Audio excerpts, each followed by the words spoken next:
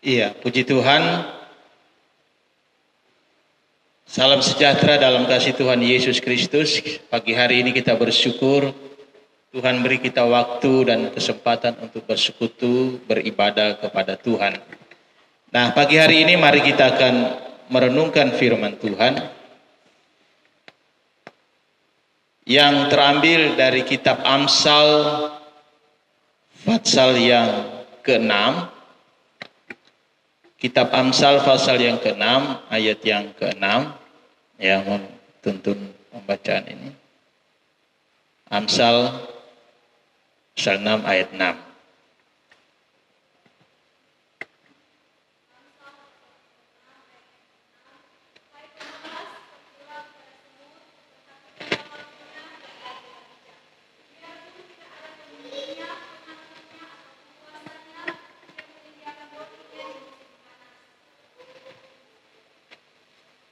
Coba diulang.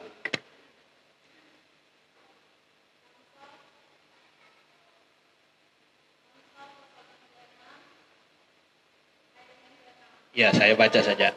Hai pemalas, pergilah pada semut, perhatikanlah lakunya dan jadilah bijak. Biarpun tidak ada pemimpinnya, pengaturnya atau penguasanya, ia menyediakan rotinya di musim panas dan mengumpulkan makanannya pada waktu panen. Hai pemalas, berapa lama lagi engkau berbaring? Bilakah engkau akan bangun dari tidurmu? Tidur sebentar lagi, mengantuk sebentar lagi, melipat tangan sebentar lagi, untuk tinggal berbaring. Maka datanglah kemiskinan kepadamu, seperti seorang penyerbu, dan kekurangan seperti orang yang bersenjata. Nah, saudara, kita melihat bagaimana gambaran yang diambil bagi sosok seorang yang malas. Gambaran yang diambil oleh firman Tuhan, oleh kitab Amsal, yaitu semut. Semut. Kalau kita melihat hewan ini atau binatang ini saya rasa kita sangat menyepelekan, menyepelekan binatang ini karena dia kecil saja, tidak berarti bagi kita, hal yang sepele. Tetapi Alkitab menyatakannya bahwa ternyata dari perilaku semut ini kita dapat mengambil satu inspirasi bagaimana menjadi orang yang bijak. Tak, tolong saya minta tisu.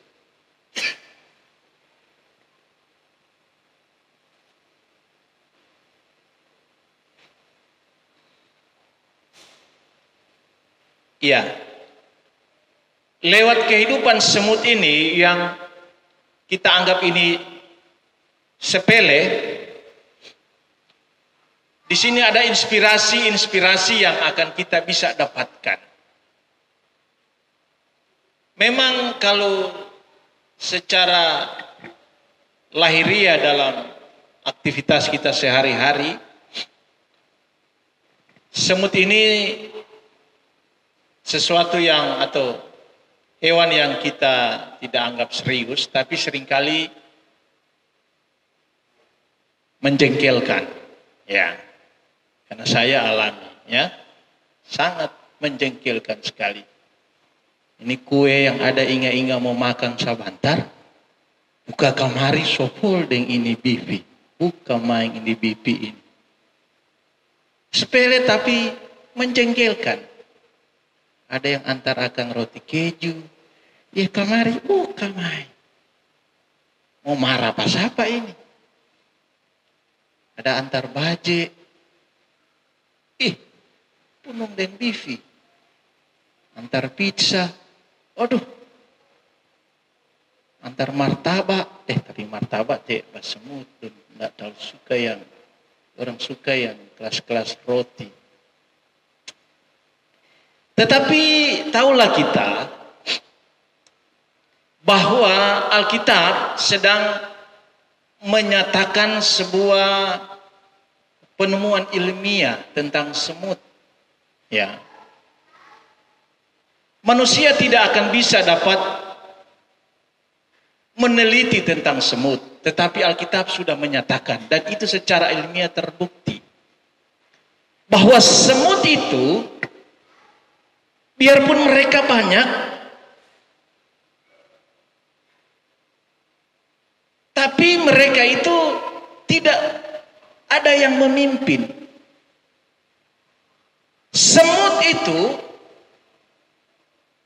sekalipun mereka populasinya sangat banyak, kalau dulu anak-anak biasa bicara, kalau hewan atau binatang yang paling banyak ini semut di dunia ini.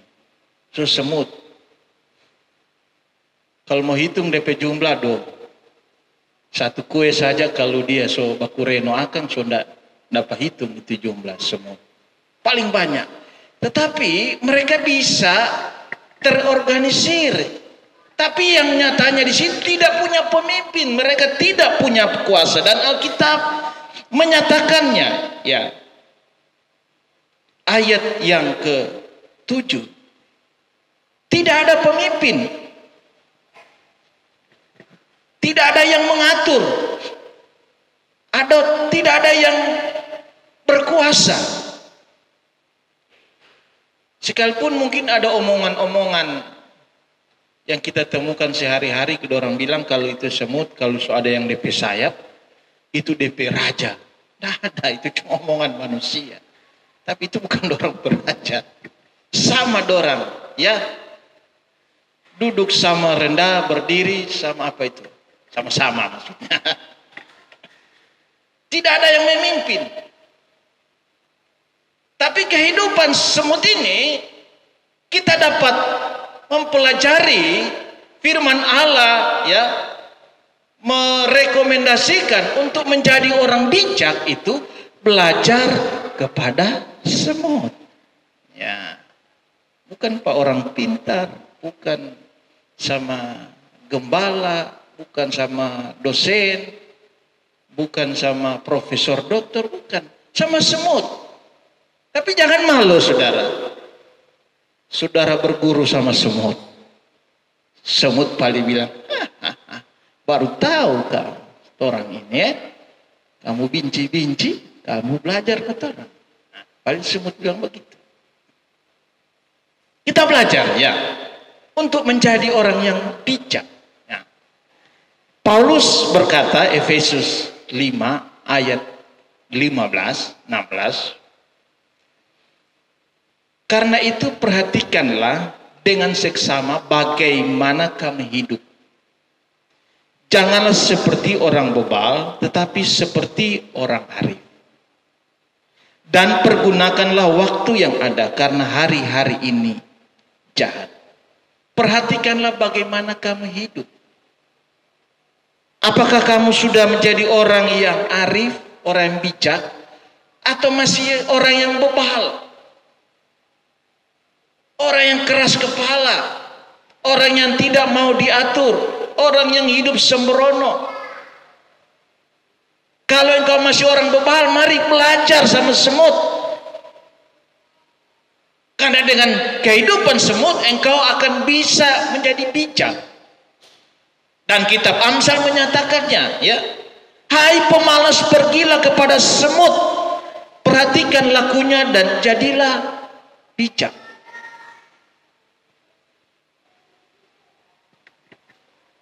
Jadi bagi orang yang malas-malasan, ya,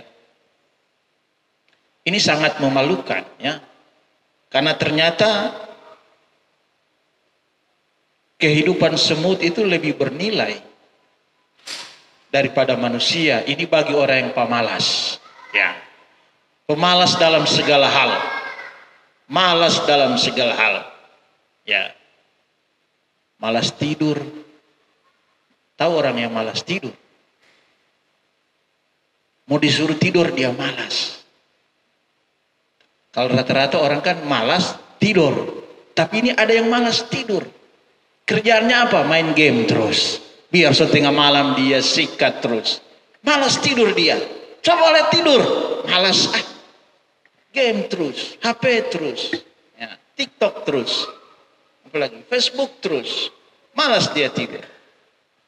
Jadi malas dalam segala hal. Termasuk malas untuk tidur.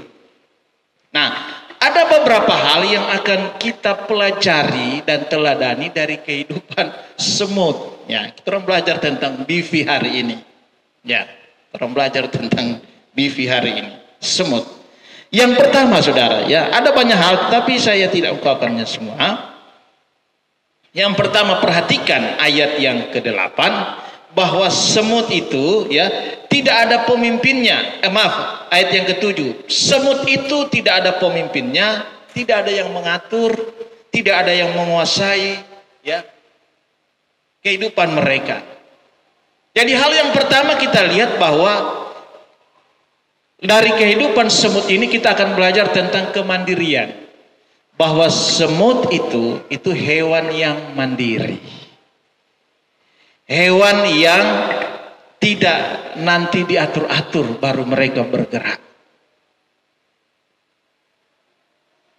Hewan yang disiplin, ya.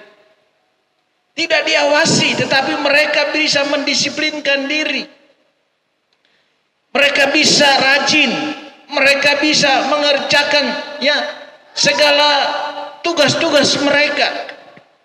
Tidak nanti didorong-dorong baru bekerja. Mandiri. Ada inisiasi, ada inisiatif untuk bekerja. Mencari bahan makanan, mencari sumber kehidupan. Ini mandiri, saudara. Jadi lawan dari malas itu mandiri. Mandiri, rajin. Bekerja itu tidak nanti disuruh-suruh. Pikobongan pergi. Nanti mau ditandang-tandang. Cuci piring. Cuci. Jaga toko. Mandiri, saudara. Dan ini tidak hanya berbicara pada kehidupan lahiriah saja engkau bisa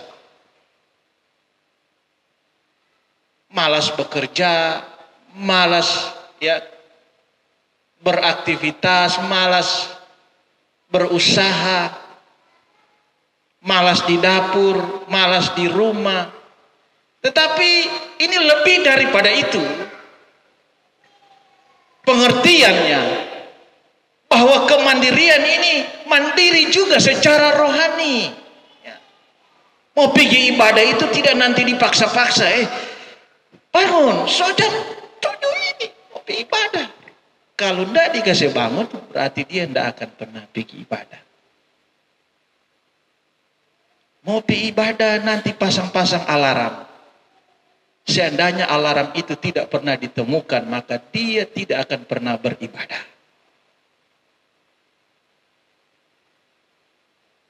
Mau ibadah itu nanti dikasih ingat, mau melayani Tuhan itu nanti disuruh-suruh, nanti didorong-dorong.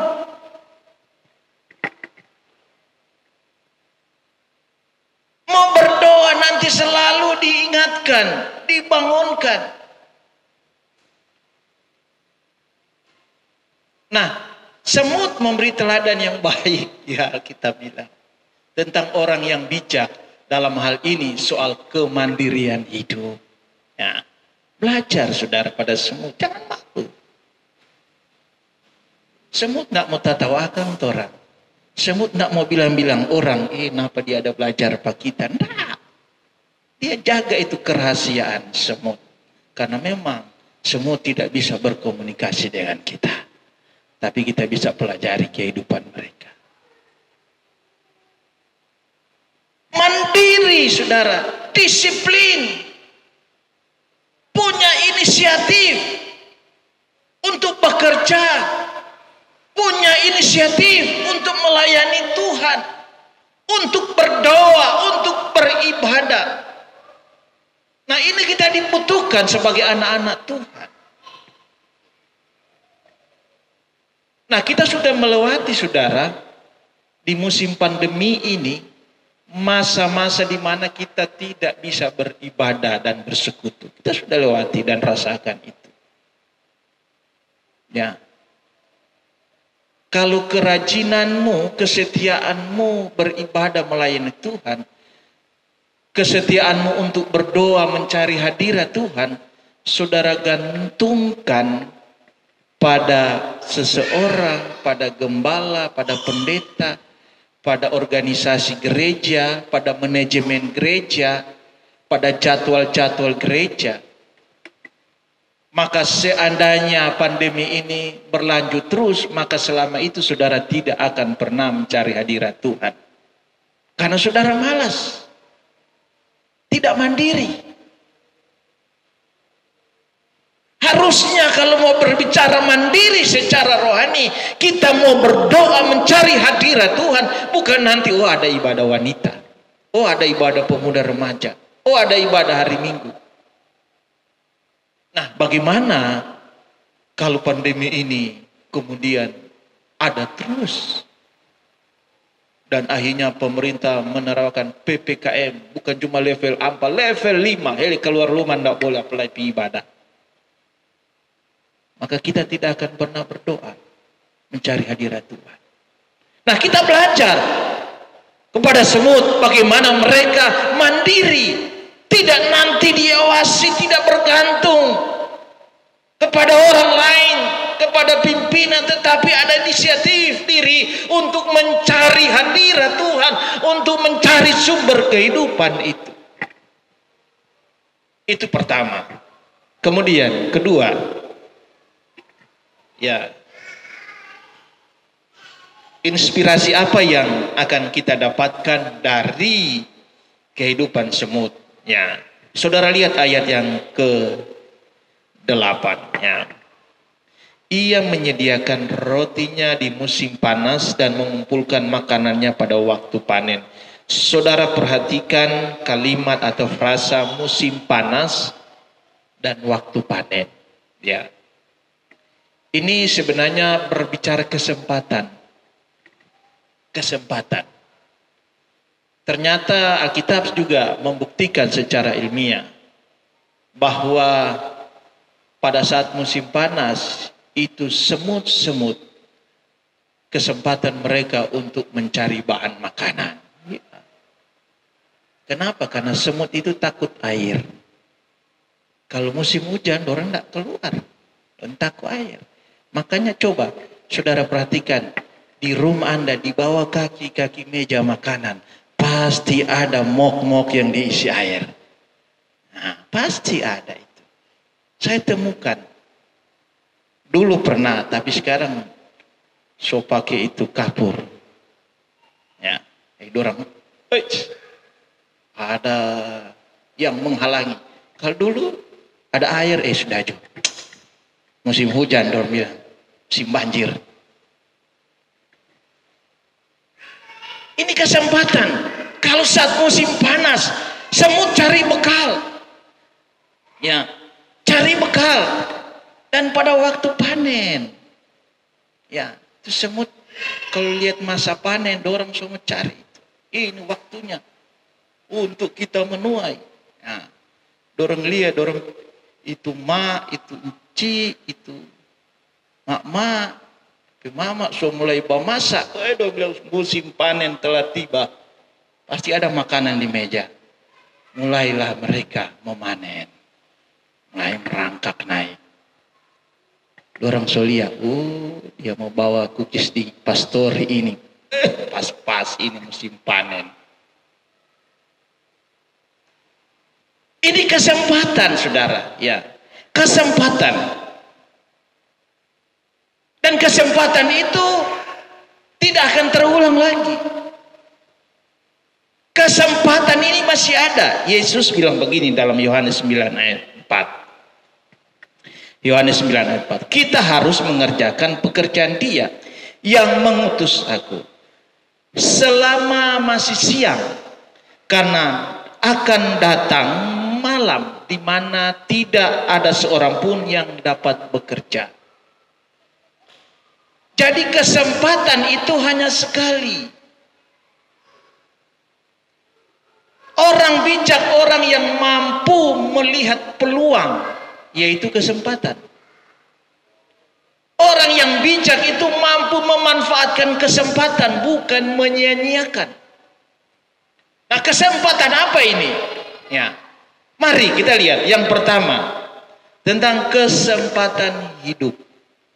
Ayub berkata begini dalam Ayub 12 ayat 10. Bahwa di dalam tangannya terletak nyawa segala yang hidup dan nafas setiap manusia. Kehidupan kita ada di dalam tangan Tuhan. Kapan saja bisa berakhir. Bahkan pemazmur bilang dalam Mazmur 89 ayat 48. Siapakah orang yang hidup yang tidak mengalami kematian? Coba, ini pertanyaan. Siapa yang dapat meluputkan dari kuasa dunia atau kuasa kematian? Siapa di dunia ini yang tidak mengalami kematian? Semua pasti akan mengalami kematian. Jadi intinya apa? Kehidupan ini sebuah kesempatan. Karena kita orang tidak tahu kapan kita orang akan mati. Dan kita orang harus sadar bahwa kematian itu akan menemui kita. Dalam satu artikel beberapa hari lalu saya pernah baca begini ya. Orang yang meninggal hari ini, dia masih tahu bahwa dia akan hidup pada besok hari. Orang yang meninggal hari ini, sebelum dia meninggal, dia tahu bahwa dia masih akan hidup pada besok hari. Yang artinya kita tidak mengetahui kematian itu kapan terjadi. Dan kita harus tahu bahwa kematian itu akan menimpa kita setiap manusia. Kapan saja, di mana saja. Nah, kalau kita masih hidup saat ini adalah sebuah kesempatan. Ya.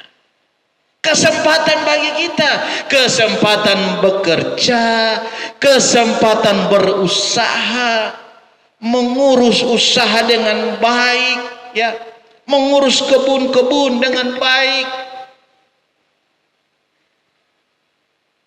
bekerja dengan giat. Tidak hanya itu saja, hal-hal lahiriah atau jasmani manusia. Tapi ini adalah sebuah kesempatan untuk kita melayani Tuhan, untuk kita beribadah kepada Tuhan. Karena punya kemampuan untuk hal itu. Masih ada kegiatan ibadah gereja, datang karena ini kesempatan. Belum tahu tahun depan. Ini COVID-19 dia sudah berubah COVID-20. Nah, lebih dahsyat lagi. Atau COVID-21, 22.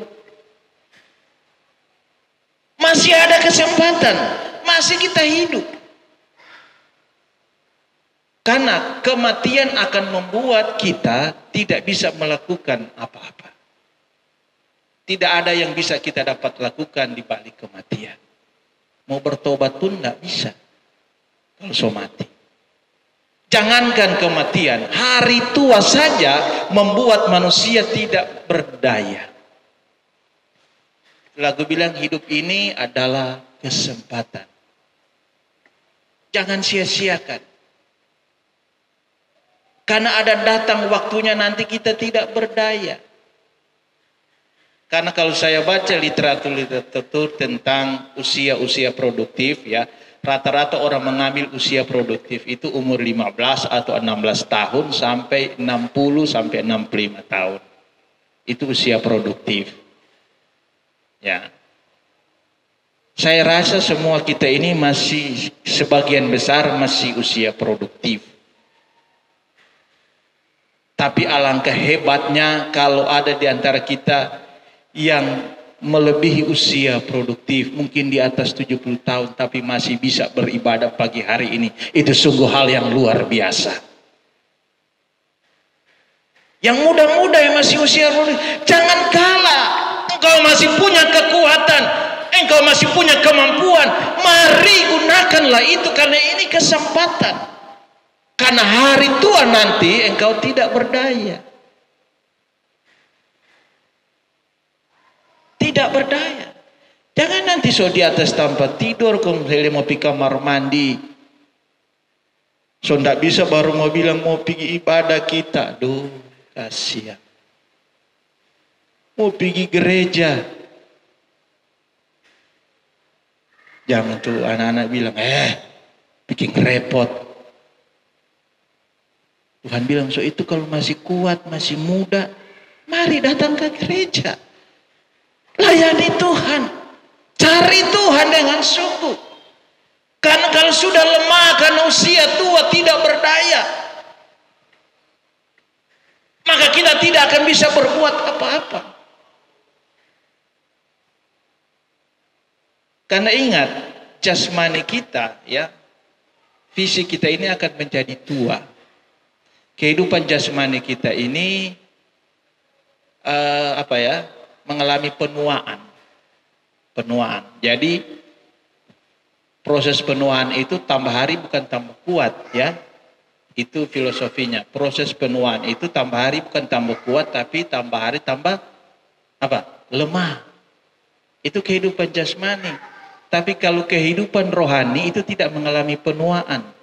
Dia bukan tambah hari tambah tua, tambah lemah. Tidak, harusnya kehidupan rohani itu tambah hari tambah kuat. Itu kehidupan rohani. Makin hari makin kuat. Makin hari makin bergantung kepada Tuhan. Makin percaya. Biar terbatas. Biar kaki penuh dengan encok semua itu, ya, penyakit-penyakit. Tetapi imannya makin hari makin kuat. Karena ingat, kehidupan rohani itu tidak akan mengalami penuaan. Nah, ini kesempatan saudara bagi kita. Kita cari Tuhan, ya. Kemudian yang kedua, ya, Amos 8 ayat 11-12. Sesungguhnya waktu akan datang, demikianlah firman Tuhan Allah, aku akan mengirimkan kelaparan ke negeri ini, bukan kelaparan akan makanan dan bukan kehausan akan air, melainkan akan mendengarkan firman Tuhan.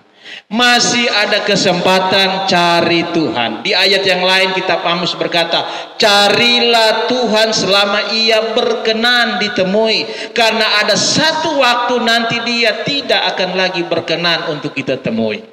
Sekarang pintu masih terbuka, firman Allah masih tersedia, ada banyak kebenaran-kebenaran yang disampaikan hari-hari ini. Karena ingat, satu kelak nanti Allah akan mundur dari kehidupan manusia di muka bumi ini. Kehadiran Allah di dunia ini tidak selama-lamanya, saudara. Jangan saudara pikir ini dunia ini akan begini-begini terus, tidak. Masih ada kesempatan untuk kita cari Tuhan. Firman Allah masih diberitakan hari-hari ini. Karena satu waktu Allah akan menarik diri. Firman-Nya akan ditarik, hadirat-Nya akan ditarik dari muka bumi ini. Kalau sudah tidak ada firman, yang tertinggal apa? Ya, kesesatan. Yang tertinggal hanyalah penyesat-penyesat. Ya, guru-guru palsu, mesias-mesias palsu. Ya. Jadi kalau firman Allah itu akan hilang dari muka bumi ini, bukan terjadi secara tiba-tiba. Kemudian hari ini kita orang bisa dengar firman Tuhan ada di YouTube, besok tiba-tiba hilang semua itu. Tidak begitu, ya. Sudah ada khotbah di YouTube, besok hilang ya. Oh, ini firman Tuhan ditarik ini. Bukan begitu, ya, bukan begitu. Sudah ada orang khotbah di gereja, bukan begitu. Tetapi itu terjadi secara alamiah dengan berkembangnya pengetahuan manusia, dengan berkembangnya kejahatan manusia, bahwa di akhir zaman terjadi degradasi moral.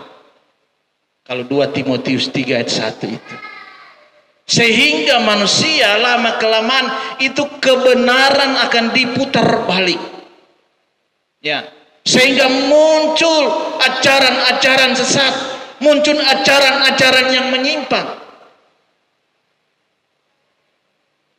Karena memang itu realita akhir zaman yang firman Allah sudah sampaikan. Sehingga kita tidak akan menemukan lagi firman. Tidak ada lagi kebenaran. Yang ada hanya adalah penyesatan-penyesatan yang ada. Dan ini muncul hari-hari ini. Ya.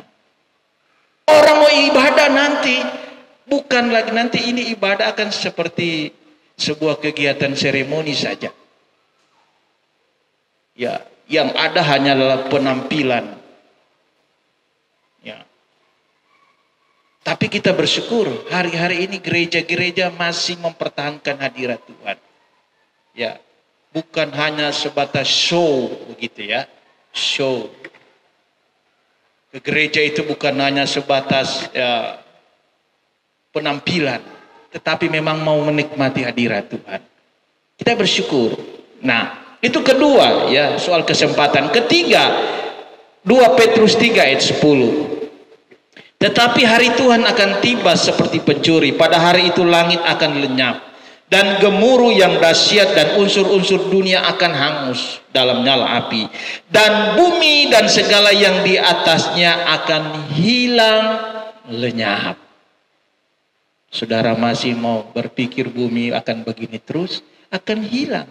Ini hilang bukan pasang bunyi, nihil. Tidak ada, lenyap. Ya. Saudara tidak takut itu? Firman Allah bilang begitu. Ada. Tapi baru gempa bumi tadi malam sedikit, so ketakutan. Wih, goyang.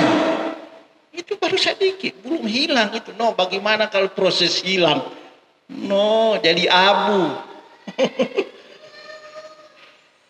Baru gempa sedikit. Harusnya kalau orang baca ini ayat, oh begini harusnya. Nah, masih ada. Masih boleh. Biar mau pergi mana. Pulau Jawa masih ada. Singapura masih ada. Nado masih ada. Oh iya, Tuhan bilang takuti sadiki dulu ini bumi. Cuma 5,8 skala Richter. Waduh. Cuma nimpang. Solar. Begitu. Lupa tutup pintu lagi. Waduh. Ya terus terang. Manusia saya juga. Kalau bilang gempa bumi bukan setel jago. Ya apa-apa.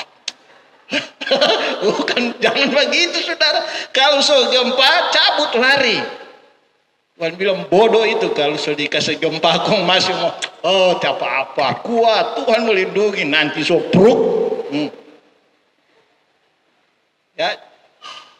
Jadi kita harus sadar, ini kesempatan bagi kita. Kita masih ada di dunia ini yang masih boleh kategori kita masih boleh aman dan tentram. Dari mari kita gunakan ini kesempatan untuk setia kepada Tuhan, mencari Tuhan, melayani Tuhan, beribadah dan berdoa kepada Tuhan dengan sungguh. Puji Tuhan, kita persiapkan diri untuk menerima tubuh dan darah Yesus. Haleluya. Kita angkat pujian. Hidup ini adalah kesempatan, dan saya mengundang para pelayan percaya